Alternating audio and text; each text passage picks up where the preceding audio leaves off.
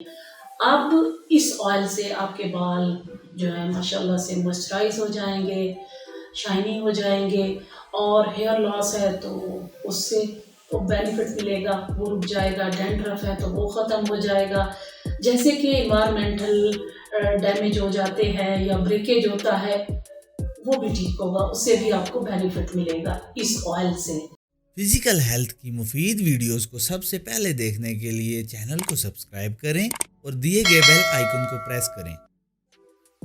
بسم اللہ الرحمن الرحیم، السلام علیکم۔ فزیکل ہیلتھ چینل کے ساتھ میں آپ کی شانی آپ کی خدمت میں حاضر ہوں ایک نئی ویڈیو کے ساتھ۔ آج میں ہیئر آئل بنانے جا رہی ہوں۔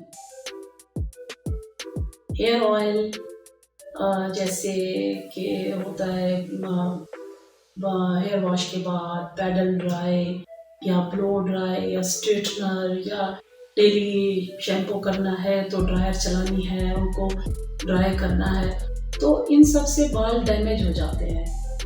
جیسے کہ ہیئر لاس شروع ہو جاتا ہے، یا ڈینڈرف، یا ہیئر بالکل رف ہو جاتے ہیں، تو یہ ان سب چیزوں کے لیے آئل ہے۔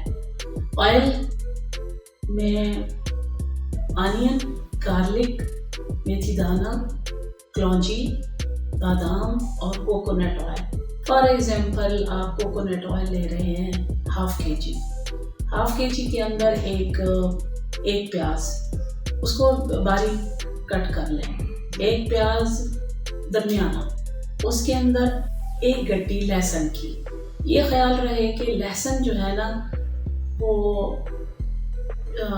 کیا کہتے ہیں اس کو، جو یہاں پہ اگتا ہے دیسی لہسن، وہ ایک گڈی، وہ اس میں چھوٹا چھوٹا کر کے کاٹ کے وہ اس میں ڈال دیں۔ پھر 1 ٹی اسپون آپ لے لیں کلونجی اور 2 ٹی اسپون میتھی دانہ، اس کے اندر 10 بادام لے لیں، ان کو کرش کر کے وہ اس کے اندر ڈال دیں۔ پھر اس کے اندر آپ کو فریش مل جائیں تو ویل اینڈ گڈ، نہیں ملتے تو ڈرائی تو مل جائیں گے۔ وہ ہے کڑی پتہ۔ کڑی پتہ جو ہے کم سے کم 35-40 وہ اس میں ڈال دیجئے، اور پھر اس کو آگ پہ آپ نے اتنا پکانا ہے کہ یہ جو گارلک ہے یا پیاز ہے یہ براؤن ہو جائے۔ اس کے بعد آپ نے اس کو اتار لینا ہے۔ جب یہ ٹھنڈا ہو جائے اس کو چھان لیجئے اور بوٹل میں ڈال دیجئے، جیسے یہ میں نے ڈالا ہوا ہے۔ تو اس کو پھر اچھے سے بالوں میں اچھے سے مساج کیجئے، اچھے سے لگائیے۔ مساج کرنے کے بعد بیٹر تو یہ ہے کہ آپ شاور کیپ پہن کے اوپر ایک ٹاول لیں، اس کو گرم پانی میں بھگو کے یا نارمل پانی میں بھگو کے آپ نے نچوڑ لیا اور مائکرو ویو میں ڈالا، گرم ہوا نکال کے آپ نے لپیٹ لیا۔ پھر جب آپ دیکھیں کہ ابھی ٹاول ٹھنڈا ہو رہا ہے، تقریباً 30-20 منٹ تو ہو ہی جائیں گے، ٹاول ریموو کر کے کیپ ریموو کریں اور اچھے سے فنگر ٹپ سے مساج کر لیجئے۔ اس کے بعد برش کر لیں۔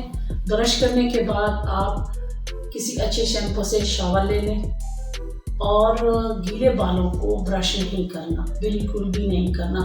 یہ نہیں ہے کہ آپ آئل لگا رہے ہیں تو آپ برش نہیں کریں، ویسے بھی برش نہیں کرنا چاہیے۔